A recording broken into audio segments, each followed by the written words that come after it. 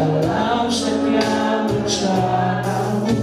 Ku percaya hidupku dalam tanganmu. Walau dunia berubah, namun kasih-Mu Tuhan tetap sama di hidupku. Kau setia dalam setiap rencana-Mu. Ku percaya hidupku dalam tangan-Mu. Sampai detik ini ku melihat penyertaan-Mu sempurna. Selamanya Kaulah Tuhan, satu-satunya berharap. Sampai detik ini ku melihat penyertaan-Mu sempurna. Sampai selamanya Kaulah Tuhan, satu-satunya berharap. Sampai ku melihat penyertaan-Mu sempurna. Sampai selamanya Kaulah Tuhan, satu-satunya berharapku. Sampai ku melihat, menyatakan Bapak Ibu Saudara, kita bersyukur pagi hari ini. Sampai selamanya, sampai selamanya Kaulah Tuhan, oh satu-satunya berharap. Hanya cuma Tuhan saja katakan sama-sama. Sampai detik ini ku melihat. Dan syukur kami Tuhan, sempurna selamanya. Sampai selamanya Kaulah Tuhan, satu-satunya. Dalam hadirat Tuhan kita bagi berdiri perlahan Bapak Ibu Saudara. Sampai selamanya, sampai detik ku melihat. Merasakan kasih-Mu yang mengalir Bapak Ibu Saudara. Kasih-Mu mengalir, kemurahan-Mu mengalir sampai selamanya.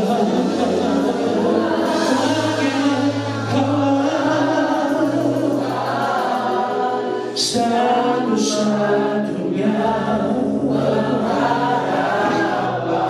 walau Bapak Ibu Saudara saat-saat ini melihat dunia tidak menentu, tapi musim selalu berganti, kami percaya kita punya Tuhan yang setia. Dia tidak pernah berubah Bapak Ibu Saudara.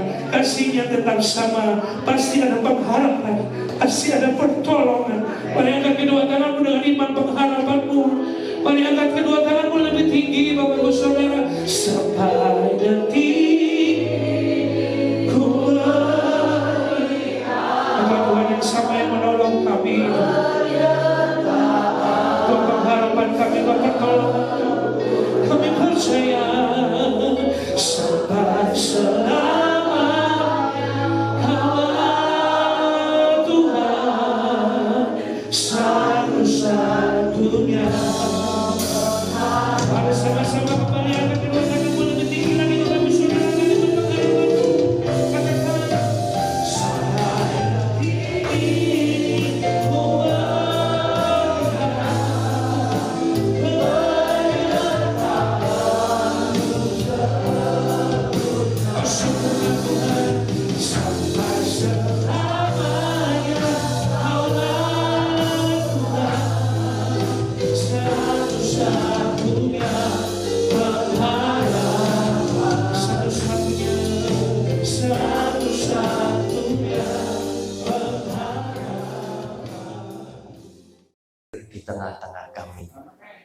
Kami percaya Tuhan akan memberkati ibadah kami, dan lewat firman yang sebentar boleh kami dengar, Tuhan akan berikan berkat yang luar biasa di dalam hidup setiap kami sebagai anak-anak-Mu. Oleh karena itu Tuhan, berbicaralah kepada kami telah siap mendengar sabda firman Tuhan. Di dalam nama Tuhan Yesus, kami percaya dan sudah berdoa. Haleluya. Amin. Saudara, saya persilakan duduk kembali. Saudara, sesuai dengan tema yang diberikan oleh Angel ke saya, ya. Kita akan renungkan firman Tuhan, judulnya Unity in Love. Apa itu? Itu adalah kesatuan kasih yang sangat harmonis, yang tidak terpisahkan, yang ditunjukkan oleh Allah Tritunggal kita, Allah Bapa, Allah Anak, dan Allah Roh Kudus. Bapak Ibu, nanti Anda harus baca dari Yohanes 17 ayat 1 sampai 26. Namun saya sudah dikasih panduan sama Angel, ya. Semoga karena jam terbang suatu hari Angel ini tambah pintar, Bapak Ibu, ya. Yaitu ayat 11. Kemudian ayat 21 sampai 23. Nanti selesai ibadah Angel yang harus belajar, ya. Kenapa? Karena ada sing kelewat, ya, supaya nanti tambah lama, tambah tajam. Karena Roh Kudus pengen pakai Angel untuk nyampaikan kebenaran firman Tuhan. Saya tambahkan, ya, ayat 20 dan 24 itu penting. Bapak Ibu, sebelum kita baca, biasakan, khususnya jemaat Pentakosta, itu senengannya baca itu cuma kalimatnya, narasinya, bunyinya. Konteks tidak pernah diperhatikan. Sehingga seringkali kamu memberitakan firman Tuhan dengan penafsiran yang melenceng. Dan jemaat yang terima, amin, amin. Goblok. Keliru, Bapak Ibu. Baca judulnya dulu. Ayo, judulnya apa? Doa Yesus untuk murid-muridnya. Baca ayat 1 sampai 26. Renungkan, teliti baik-baik. Sing dimaksud murid ini yang mana? Ada beberapa angkatan murid, ada 12 murid, 70 murid, terus yang lain-lain terus kita. Ini ditujukan untuk 12 murid. Tapi muncul pertanyaan, kalau itu cuma 12 murid, buat apa tak renungkan? Kenapa? Karena kita tahu kalau itu bukan untuk kita, ya ngapain? Cuma nambah pengetahuan. Saudara, kita baca sekarang. Lagi di dalam dunia, tetapi mereka masih ada di dalam dunia.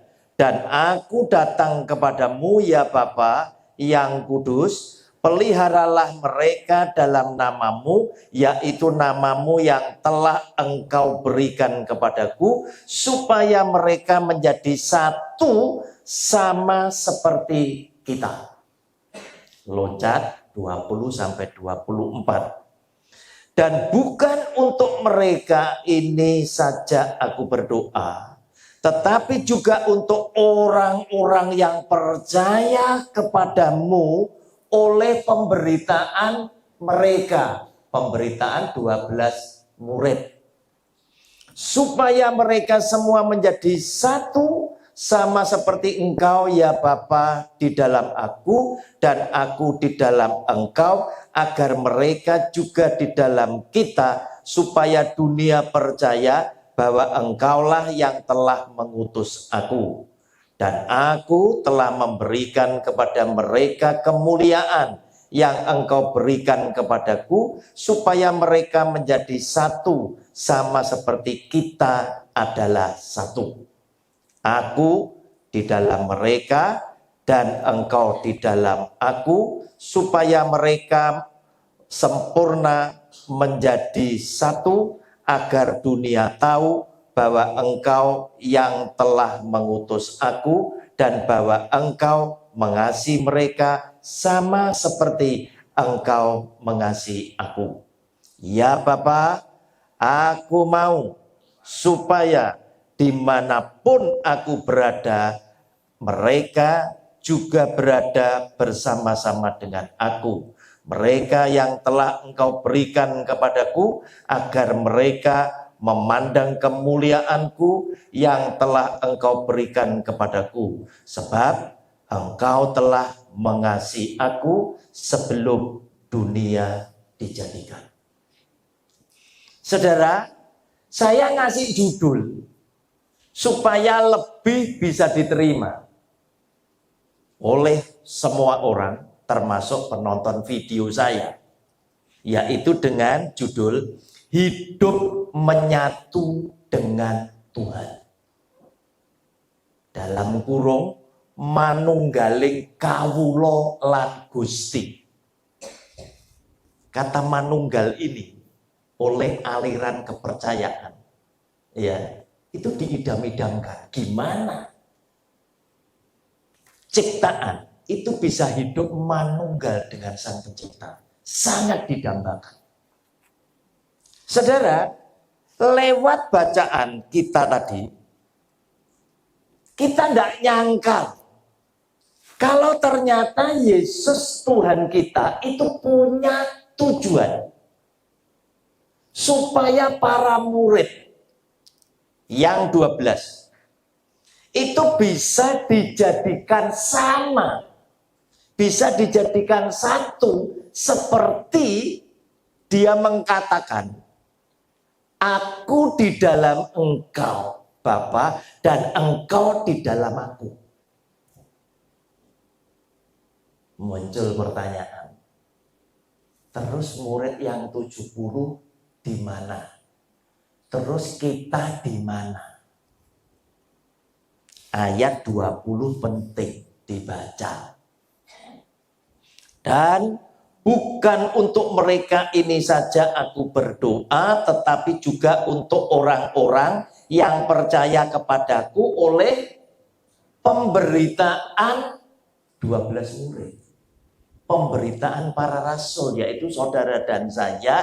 Kalau Anda percaya dengan isi Alkitab yang diberitakan oleh para rasul, sehingga engkau percaya kepada Yesus Kristus yang adalah Tuhan, maka saudara dan saya termasuk target Yesus Kristus Tuhan. Saudara dijadikan satu dengan Allah Bapa, sama seperti Dia yang menjadi satu dengan Allah Bapa. Jadi orang Kristen kudu cerdas, ojo goblok. Panutan orang Kristen adalah Yesus Kristus Tuhan. Apapun yang terjadi dalam hidup Tuhan Yesus, kita itu ngekor. Amin. Kita itu ngekor. Ketika Tuhan Yesus mati, pada hari ketiga dibangkitkan, terus dia menampakkan diri, naik ke surga, kita pun bilang, yakin dengan iman, kalau aku ikut menderita dalam penderitaan Tuhan Yesus, maka aku akan mengalami hal yang sama, karena Yesus Kristus Tuhan itu menjadi yang sulung di antara semua saudaranya. Aku itu adalah orang yang nomor urutnya di belakang dia. Bahwa nanti kalau aku mati, aku akan dibangkitkan sama seperti Kristus yang sudah bangkit. Amin. Benar? Saudara yakin? Saudara nanti mati juga dibangkitkan sama seperti Kristus yang dibangkitkan? Amin. Saudara belum mengalami loh, saudara harus yakin. Itu iman.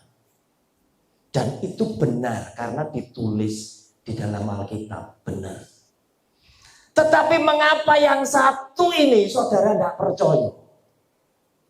Padahal saudara ngalami. Matius pasal 3 ayat 16. Judul bacaannya apa ini? Yesus dibaptis Yohanes. Saudara yang bertobat, menerima Yesus sebagai Tuhan dan Juru Selamatmu pribadi, saudara dibaptis dengan air. Soal baptis saudara gegeran, percek atau selam geger, goblok memang. Metode tidak menentukan keselamatan. Iman itu yang menentukan, bukan metode. Yang percek bisa nerima, selam juga sah. Yang selam, yang paling sah adalah selam, percek harus diulang. Tak kasih aja. Opa 90 tahun. Masuk di ICU pakai oksigen, pakai alat monitor jantung dan lain sebagainya. Ditanyai, opa mau terima Tuhan Yesus nanti tobat diselamatkan. Mau. Datang pendeta yang baptisan selam. Diselam enggak baptisin? Ayo delep no. Selaman. Pengen tahu ya? Loh baru ini kan mati. Enggak masalah, mati di dunia, hidup di sana. Saudara, enggak usah engkel-engkelan. Yesusnya tetap sama. Tapi kebenarannya yang satu itu yang sering kalian pelintir. Sehingga jemaat itu tabrakan satu dengan yang lainnya. Saudara baptisan. Orang dibaptis. Kalau tadi kita sepakat Yesus adalah panutan kita, apa yang terjadi dialami oleh Tuhan Yesus, kita yang percaya kepada Dia juga ngalami, harusnya saudara percaya dengan yang satu ini. Ayat 16, Matius 3 ayat 16. Sesudah dibaptis, Yesus segera keluar dari air dan pada waktu itu juga langit terbuka dan ia melihat Roh Allah seperti burung merpati turun ke atasnya. Turun ke atasnya itu artinya Roh Kudus berkenan tinggal dalam hidup Yesus. Lalu terdengarlah suara dari surga yang mengatakan, inilah anakku yang kukasihi, kepadanya lah aku berkenan. Allah Bapa, Allah Anak, Allah Roh Kudus dalam satu peristiwa muncul bareng. Ini unity in love. Mereka tidak pernah bisa berpisah. Tetapi mereka selalu ada di dalam persekutuan yang indah, yang tidak terpisahkan. Dan larut jadi satu, sehingga tiga yang beda. Orang yang ngerti tentang unity in love ini tadi, bahwa tiga yang berbeda itu tetap hakikatnya satu, Tuhan yang Maha Esa. Tuhan Yesus terima Roh Kudus. Berbahasa roh enggak? Berbahasa roh enggak Tuhan Yesus? Ayatnya dibuka kalau ada.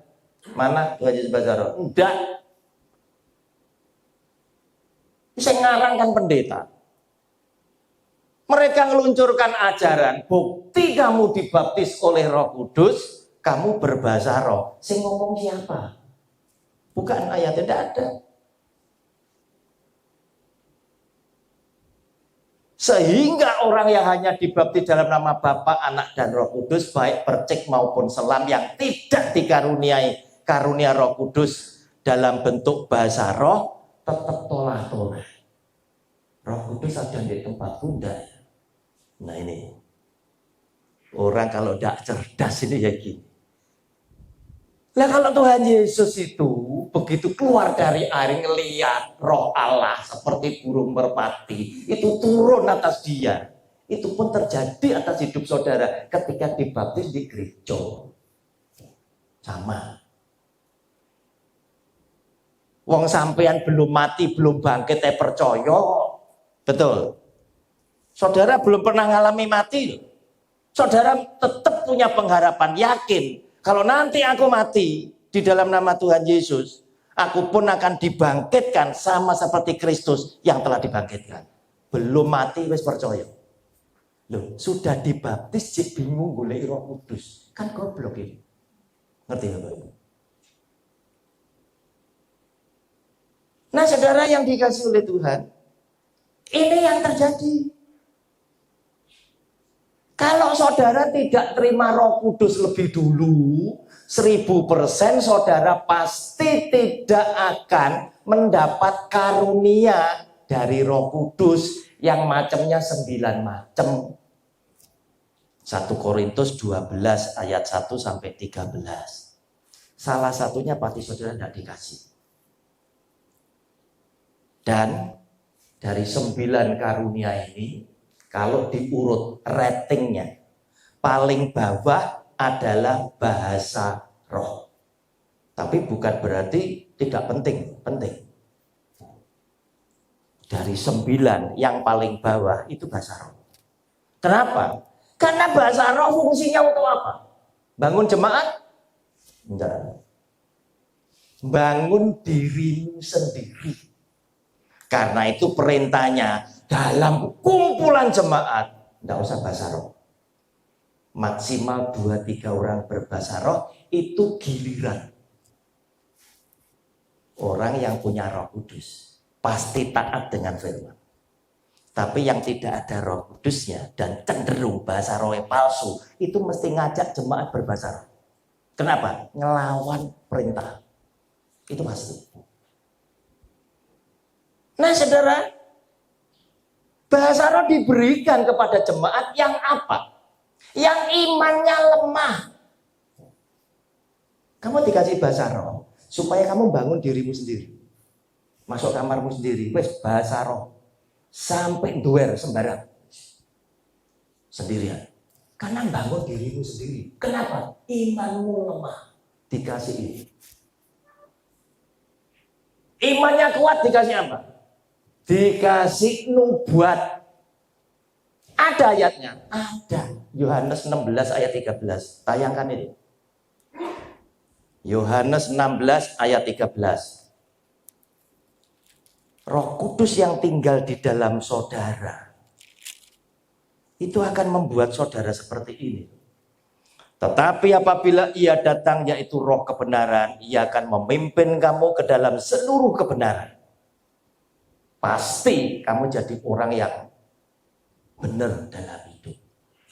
Kalau saudara dengan pasangan hidup, misi tidak mengasihi sepenuh hati, seperti dirimu sendiri. Kalau kamu sebagai anak belum bakti kepada orang tuamu, kalau kamu sebagai ayah belum siap mati untuk anak-anakmu, kalau kamu sebagai saudara belum siap berkorban untuk saudaramu, pasti kamu tidak dikasih Roh Kudus. Pasti. Apalagi karunianya. Kenapa? Hidup cek miring-miring. Bagaimana mungkin Roh Kudus akan kasih? Ia akan memimpin kamu ke dalam seluruh kebenaran, sebab ia tidak akan berkata-kata dari dirinya, tetapi segala sesuatu yang didengarnya itulah yang akan dikatakannya, dan ia akan memberitakan kepadamu apa Bapak Ibu? Hal-hal yang akan datang. Nek saudara punya Roh Kudus, saudara menyerahkan hidupmu, Tuhan, hidupku milikmu. Engkau adalah Tuhan dan Tuhan atas hidupku. Dia akan lakukan seperti yang tertulis di dalam Alkitab. Kamu dipimpin ke dalam seluruh kebenaran. Kamu diajar tentang segala sesuatu. Kamu diingatkan tentang firman Tuhan. Dan kamu akan diberitahu hal-hal yang akan datang, yang akan terjadi.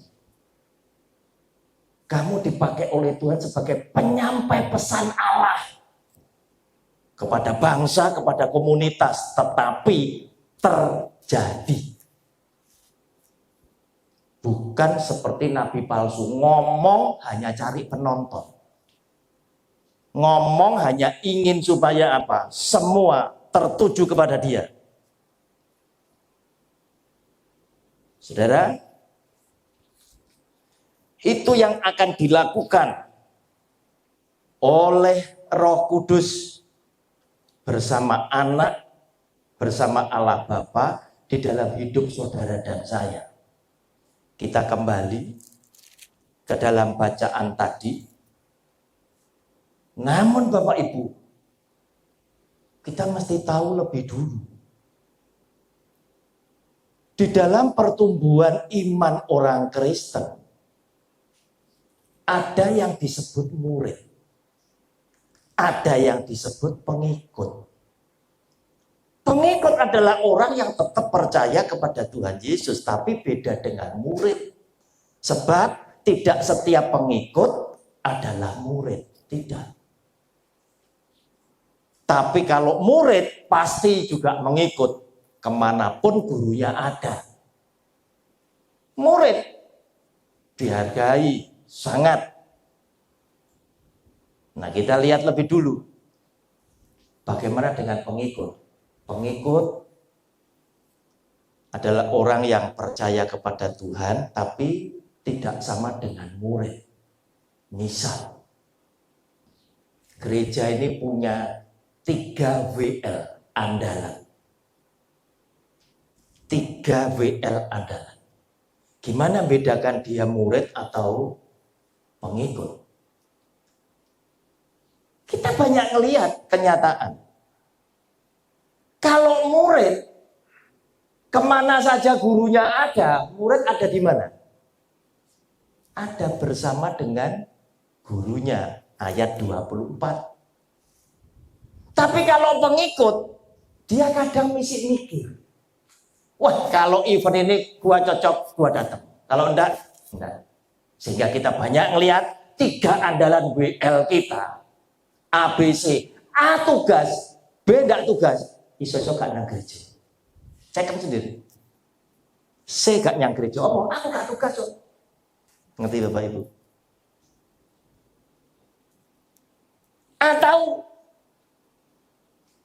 penata layanan yang karena melayani Tuhan itu bukan didorong oleh rasa baktinya kepada Allah, bukan. Dia hanya pakai cover, aku melayani Tuhan. Tetapi apa? Nek amplopnya ndak cocok, ndak berangkat. Khotbah saya ndak enak kuping. Tapi ini kebenaran. Ada kadang penata layanan habis nabuh, musik bagus, waktunya firman, nongkrong di depan gereja, di luar gereja, di luar gedung.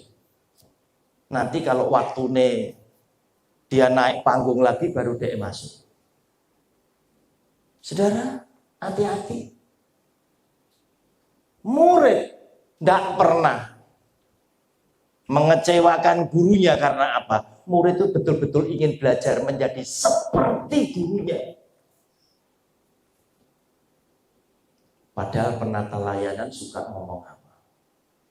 Wah Pak, Bu, suaramu bagus ya, kamu mimpin pujian bagus, kamu main musik bagus. Ngomongnya, semua ini karena Tuhan.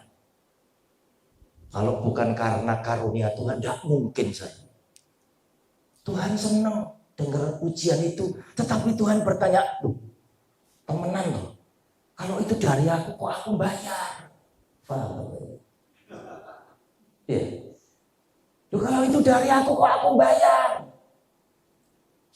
Kalau itu dari aku, kenapa terkadang gereja kecil jumlah jemaat yang sedikit, kamu belum tentu mau berangkat loh. Karena kamu berpikir, aku dapat apa melayani di gereja kecil, tidak iso terkenal. Saudara, itu pengikut. Mau dibilang dia tidak percaya, wong dia percaya. Tetapi untuk dia bergabung, dia milih-milih. Mana yang cocok buat aku, pengikut baru nyelip di situ. Padahal Yesus Kristus Tuhan sangat menghargai, pengikut aja dihargai. Kalau kamu kasih secangkir air saja, oleh karena dia pengikutku, upahmu tidak akan hilang. Itu kepada pengikut. Yesus Tuhan tetap ngasih upah. Tetapi dia pasti membedakan antara murid dan pengikut. Itu pasti tidak sama. Padahal di dalam amanat agung dia memerintahkan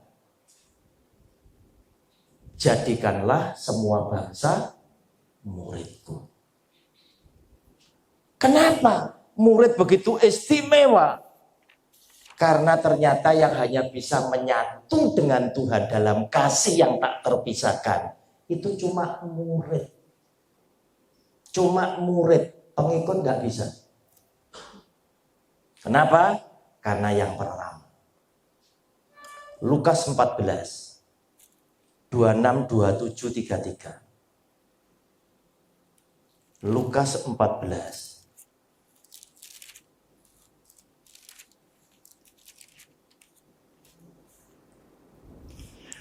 Dua enam, 27, 33.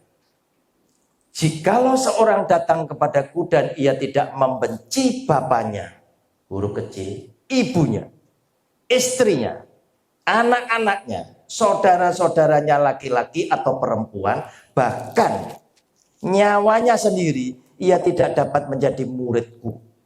Barang siapa tidak memikul salibnya dan mengikut aku, ia tidak dapat menjadi muridku. Saudara, saya khotbah itu tidak mau jadi pembicara abu-abu. Jadi orang nebak saya, ajaran saya seperti apa, sudah langsung tahu.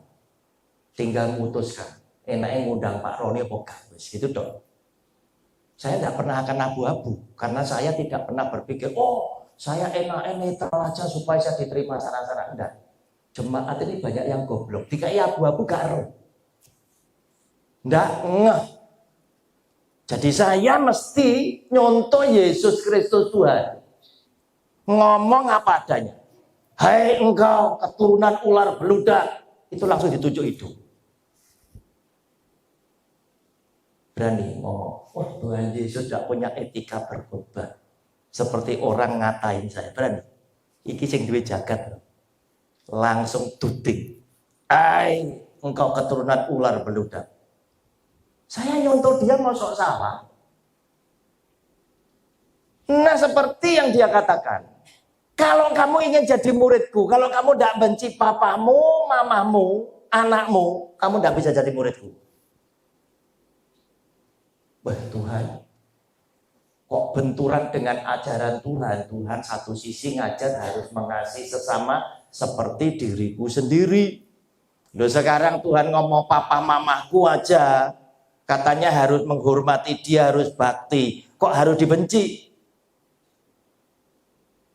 Maksud Tuhan bukan ke sana. Maksudnya dia. Kamu mesti mengutamakan kasih itu untuk aku. Mengapa? Karena kasihku yang tak berikan kepadamu itu bisa menyelamatkan kamu.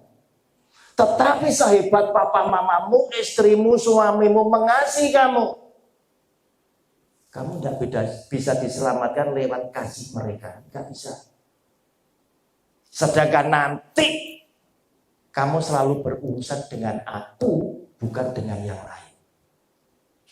Jadi, aku mesti harus yang kamu utamakan. Aku harus yang kamu nomor satukan. Walaupun yang harus kamu nomor satukan tidak harus didahulukan. Unik ya ajarannya Tuhan Yesus. Dia minta diutamakan, dinomor satukan, tetapi tidak harus didahulukan. Bagaimana ini? Ada orang dirampok, dipukul sampai setengah mati. Imam lewat. Karena hukum Taurat tidak boleh jamak mayat. Dia khawatir lagi mayat, aku najis.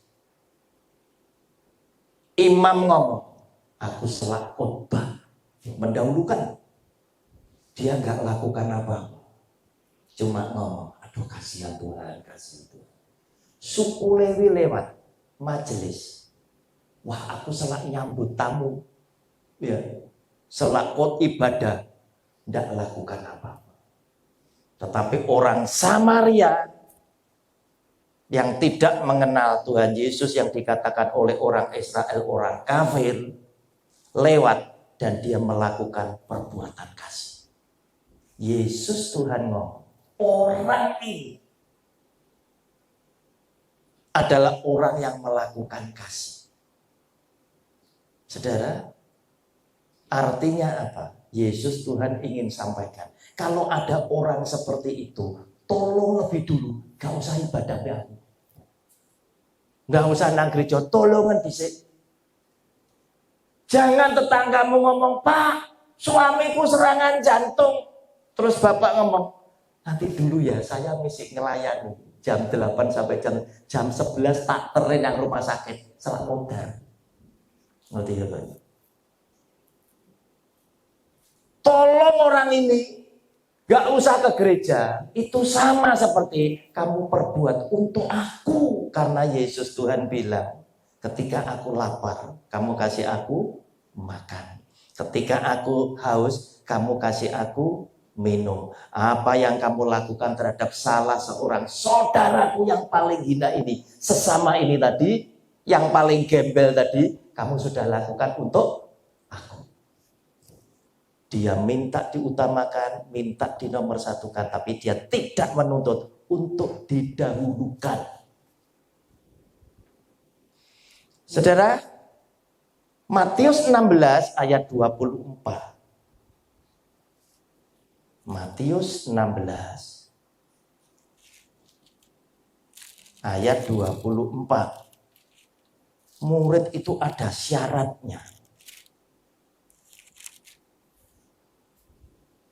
Lalu Yesus berkata kepada murid-muridnya, setiap orang yang mau mengikut aku, ia harus menyangkal dirinya, memikul salibnya, dan mengikut aku.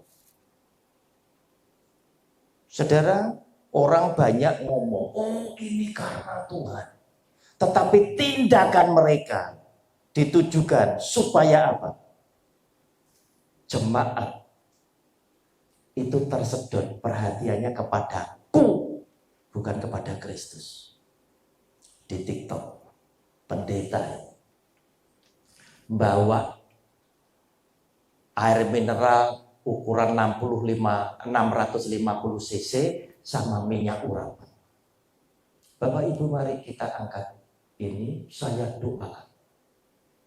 Setelah didoakan, pendeta ini bilang, kalau ada papa mama atau keluarga sakit, boleh diminum airnya. Minyaknya, kalau ada benjolan, ya, bisa dioleskan di benjolan atau di sumbatan jantung, karena ini sudah diberkati.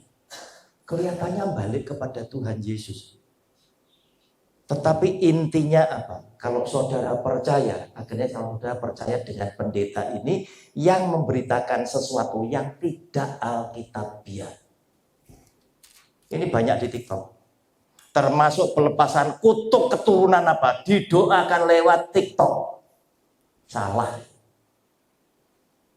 Saudara yang dikasihi oleh Tuhan, sangkal diri itu tidak menjadikan kita fokus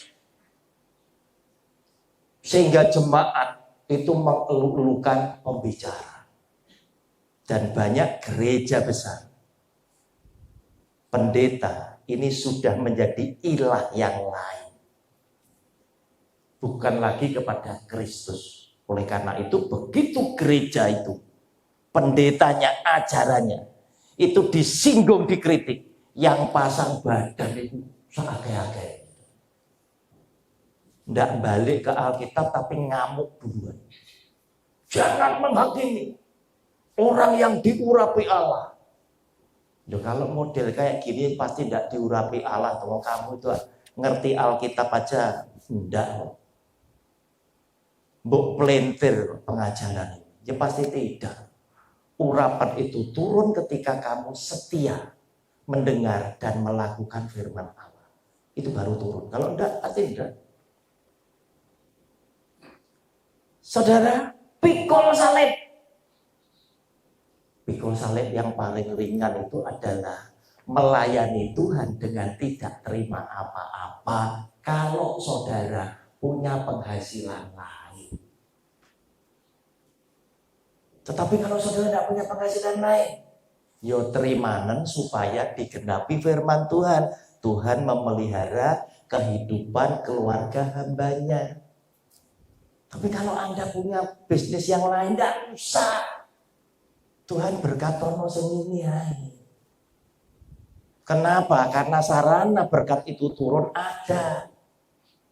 Tidak perlu semua buat serek kabeh. Justru lewat berkat yang saudara terima di luar pelayanan, saudara akan diberkati luar biasa. Nah saudara, kemudian murid, apa yang dia lakukan? Yohanes 8 ayat 31. Maka katanya kepada orang-orang Yahudi yang percaya kepadanya, jikalau kamu tetap dalam firman-Ku, kamu benar-benar adalah murid-Ku.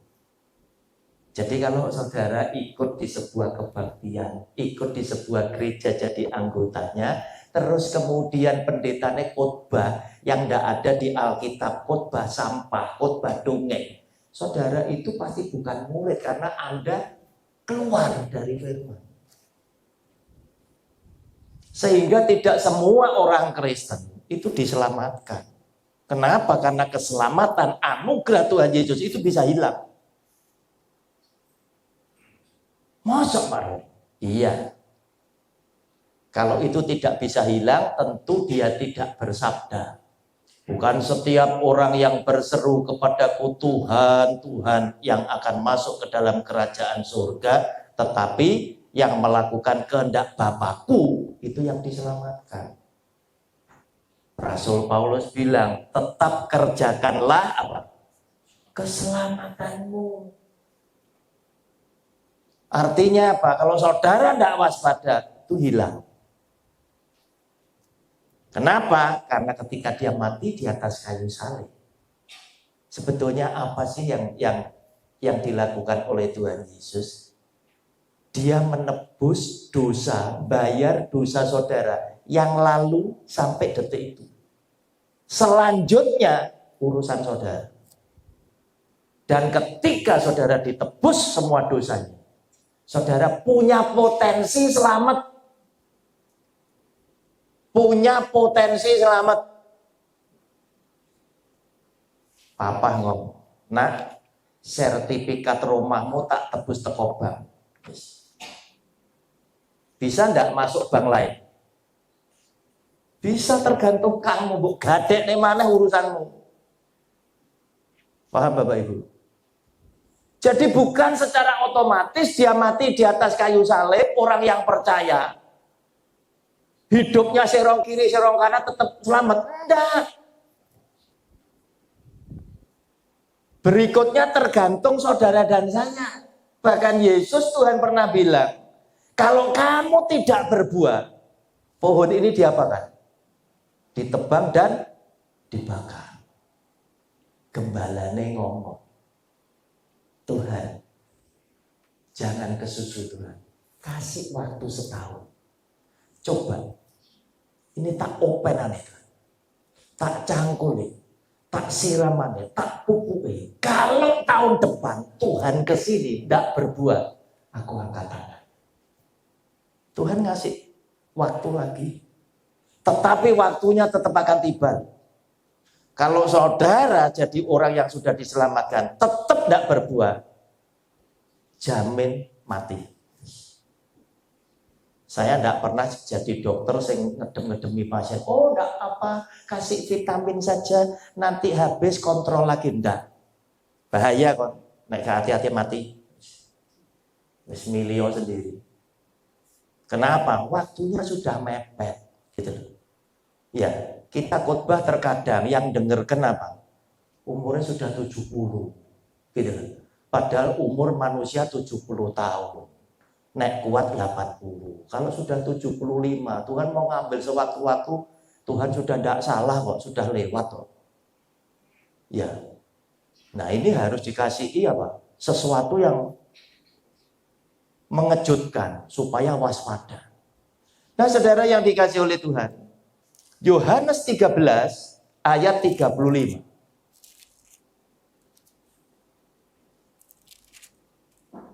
Murid itu syaratnya banyak sekali.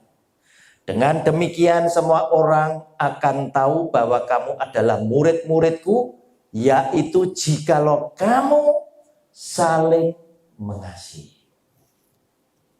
Saudara, jadi kalau orang hidup dengan sesama tidak bisa mengasihi, pasti bukan murid.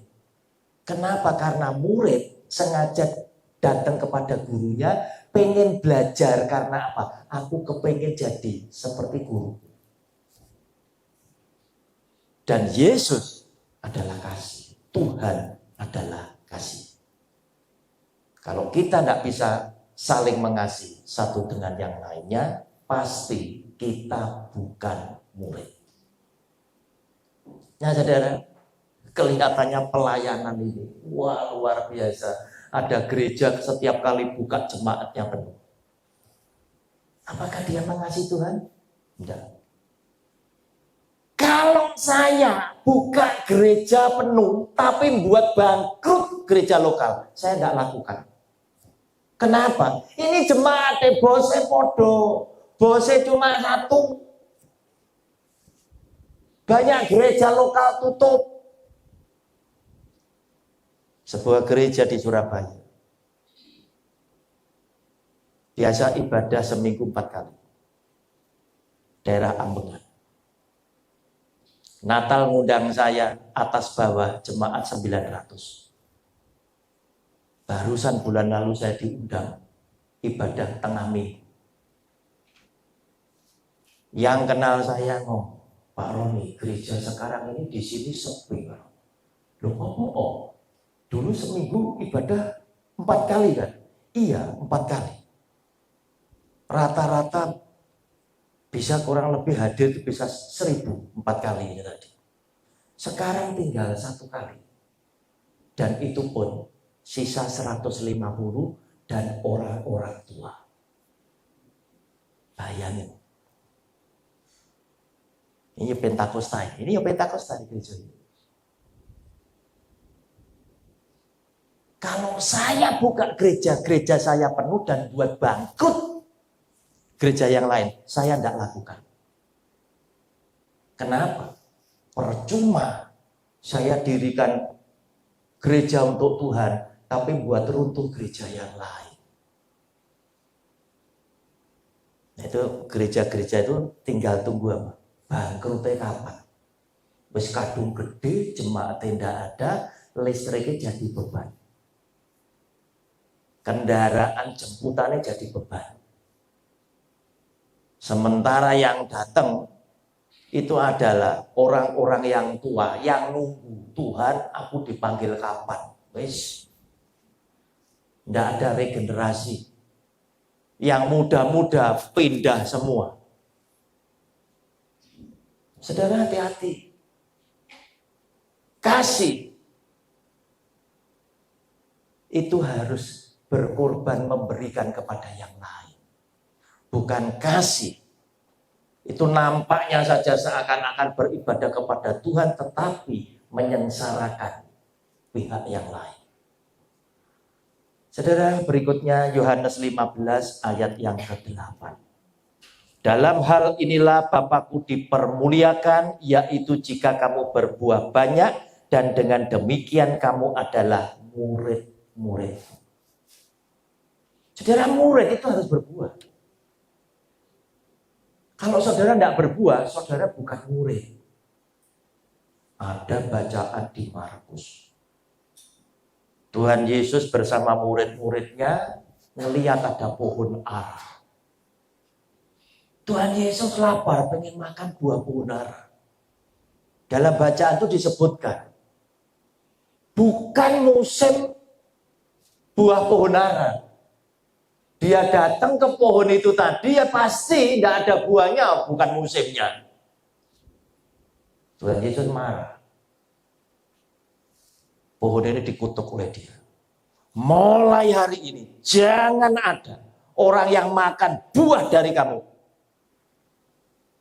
Besoknya, rombongan Tuhan Yesus lewat di situ, Petrus ingat, Iki pohon ara sing ndek ini dikutuk Tuhan Yesus. Di tengah-tengah para rasul itu bingung. Tuhan kok aneh. Wong ini bukan musim pohon ara kok boleh pohon ara. Ya pasti tidak berbuah toh. Sakjane tahu apa enggak? Mereka kan berpikir gitu.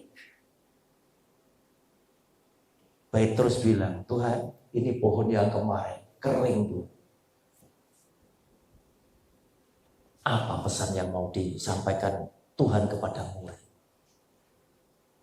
Semua yang disampaikan Tuhan Yesus, semua yang dilakukan oleh Tuhan Yesus ketika para murid yang ada di sampingnya adalah sebuah pengajaran.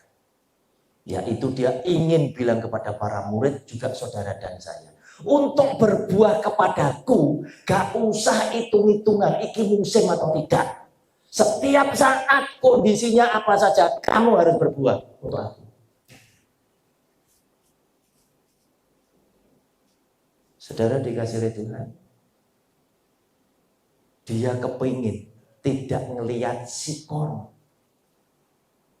Biasanya kan kita suka nawar dengan sikon, Tuhan tidak mau. Pokoknya kamu dalam keadaan apapun harus berbuah. Dan yang terakhir, Yohanes 17 ayatnya yang ke-24. Ya Bapa, aku mau supaya dimanapun aku berada, mereka juga berada bersama-sama dengan aku.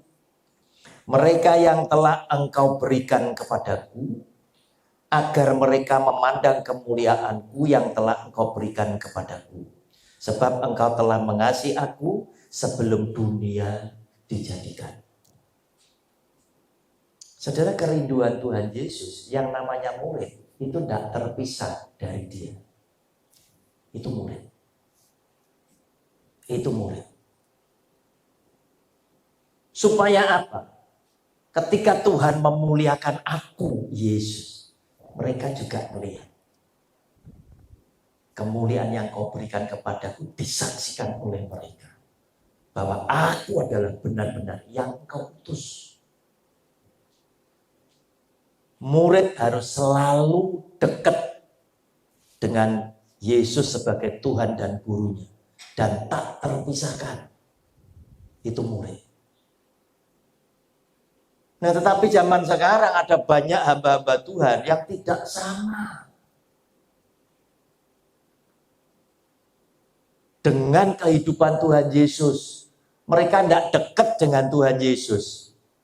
Ketika Tuhan Yesus bilang, burung punya sarang, serigala punya liang, tetapi anak manusia untuk meletakkan kepalanya tidak ada tempat.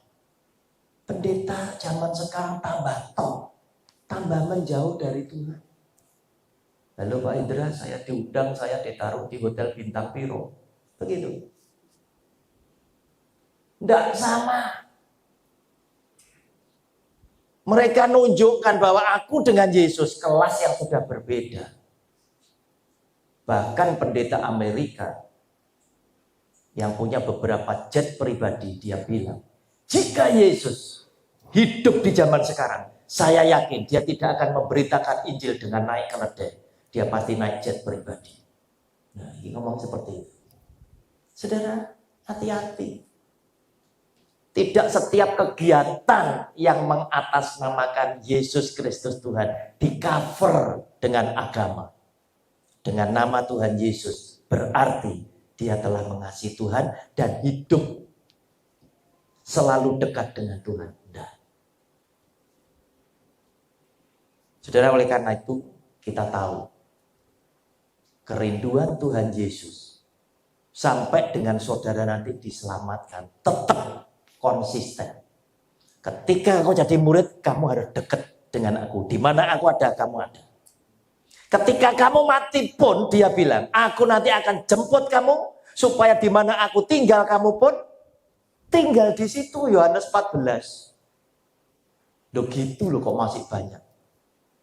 Orang tua sing zaman sekarang bilang, saya Pak Ron, besok naik tua, tidak mau kumpul anak. Kleru. Yesus Tuhan pengen kumpul sampai anak-anak. Saudara kepengen urip dhewe kleru. Itu loh, di mana aku tinggal supaya kamu pun juga berada di situ. Itu Yesus. Oleh karena itu berbahagialah orang-orang tua yang masih komanan, masih punya anak yang bilang, papi mami melo aku. Wah, luar biasa. Luar biasa. Nah, saudara yang dikasih oleh Tuhan, kita mau pulang kemudian kita mau renungkan. Aku ini murid apa bukan? Aku melayani Tuhan. Semangatku yang mana? Semangat aku berbakti atau semangat yang lain? Atau karena PK ini menarik aku berangkat? Satu. Aku tidak butuh PK. Ya oke, kamu tidak butuh PK, bagus. Tetapi semangatmu yang mana? Mau terkenal sehingga kamu mulai pilah-pilah. Oh ini gereja jemaat sedikit, aku tidak terlalu tertarik, gereja besar aku tertarik. Atau sementara waktu kamu mau gereja kecil, mergo apa? Kelasmu belum ke sana. Nah, ya. Nanti dulu terkadang, oh saya mau gereja kecil-kecil, gak ono selote, gitu loh. Ya, belum dipanggil, gitu loh. Kamu belum kelasnya. Nah, saudara, uji dirimu dengan macam-macam pertanyaan untuk mengetahui kamu hanya pengikut atau kamu adalah seorang murid. Kalau kamu menjadi seorang murid, kamu pasti ingin hidupmu menjadi seperti Yesus. Sehingga ketika kita mengalami penderitaan yang sama yang sudah dialami oleh Tuhan Yesus, maka orang-orang inilah yang kata Alkitab yang nantinya diizinkan menikmati kemuliaan ketika Tuhan Yesus dimuliakan. Karena apa? Ini pejuang, murid itu pejuang. Pengikut itu cuma hura-hura, tapi percaya, gitu loh Bapak Ibu. Ya. Bagaimana Pak Roni kalau nanti podo selamat? Ya enggak apa-apa, itu urusannya Tuhan. Toh Tuhan adil. Tuhan bilang di dalam Matius pasal 5. Surga itu kan ternyata bertingkat, kan begitu. Ya mungkin mereka itu tinggal di surga, tapi view-nya itu view basement, kan gitu. Tingkat sinisor. Nah kita enak tingkat di mana? Kalau kita murid, dia akan bilang, di mana aku berada, kamu tinggal di situ. Satu lantai dengan Tuhan Yesus. Tuhan Yesus sudah memberkati kita semuanya. Amin.